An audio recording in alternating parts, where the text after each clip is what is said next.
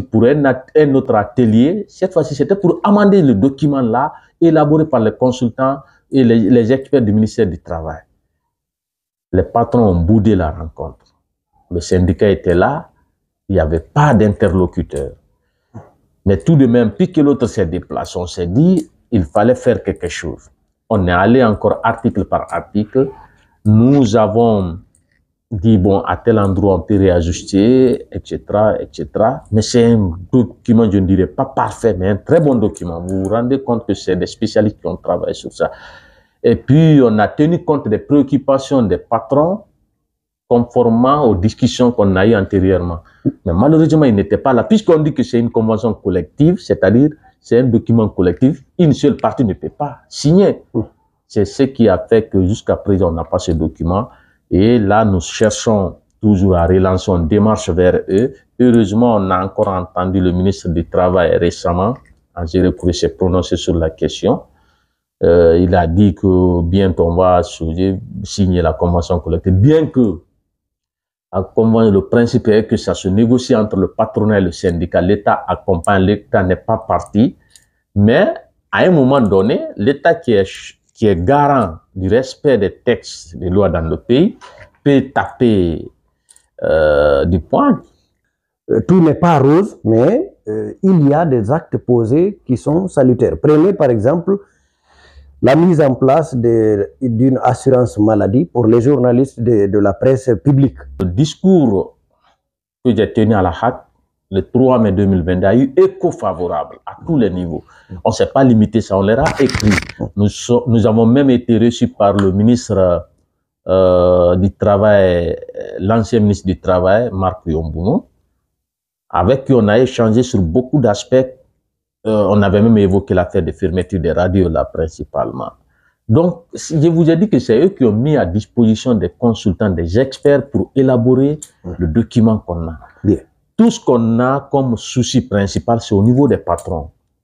Vous voyez, c'est pourquoi le ministre s'est encore exprimé récemment à Angéré Kouré pour dire qu'il nous faut aller vers cette convention collective. L'État est prêt à nous accompagner, à accompagner la presse privée, selon ce qui se dit. Il y a des institutions qui sont prêtes à accompagner, mais tant que le milieu n'est pas organisé, on ne peut pas faire grand-chose. C'est pourquoi il nous faut signer ce document. Vous venez de rappeler cette prise en charge. Espérons que les autorités ne vont pas se limiter là, seulement assurance maladie et convention collective. Évidemment, ce sont des actes que nous saluons. On l'a toujours dit parce que nous, on ne se limite pas à dire ce dont on est victime, mais on a aussi évoqué ce que l'État a posé comme acte. C'est pourquoi j'ai rappelé tout à l'heure les instructions que le président de la transition lui-même avait données concernant la convention collective. Maintenant, il ne faut pas se limiter là. Il faut laisser les médias travailler librement. Parce que si les médias sont fermés, qu'est-ce que la convention viendra réglementer? Parce qu'une convention collective vient réglementer un secteur. Vous comprenez? Donc, c'est pourquoi nous lançons un appel à l'ensemble des membres du gouvernement, au CNRD, à la présidence, pour dire qu'il faut aller dans le sens d'aider le ministre qui a parlé au nom du gouvernement, qui a parlé au nom de l'État. Il faut l'aider à aller jusqu'au bout de ce qu'il envisage, parce qu'il s'est exprimé sur la triste réalité liée au salaire, au maigre salaire que nous prenons dans le secteur privé. Il a dit ça. Oui. En tout cas, il a interpellé les sociétés minières à Kankan, à Angéré Kouré. Il a dit que les journalistes du privé prennent ils sont dans la précarité. Dans la précarité. Il n'a pas hésité de le dire et c'est une réalité. Donc, il se soucie de cette précarité. Donc, tout le gouvernement, tout le CNRD, l'État dans son ensemble doit aller dans ce sens pour dire aidons ces professionnels à sortir de la précarité. Mais si de l'autre côté, il y a un ministre qui se soucie de nous par rapport à cette précarité, de l'autre côté, d'autres disent qu'il ne faut pas ouvrir les médias, maintenir la situation comme ça. Donc, ça risque de créer de l'incohérence au sein du gouvernement. Donc, il faut éviter cette incohérence pour qu'il y ait une logique. Tout le monde parte dans le même sens et dans le bon sens.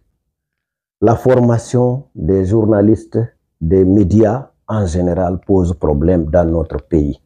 Qu'est-ce que vous en pensez de la formation des journalistes? Et c'est une préoccupation.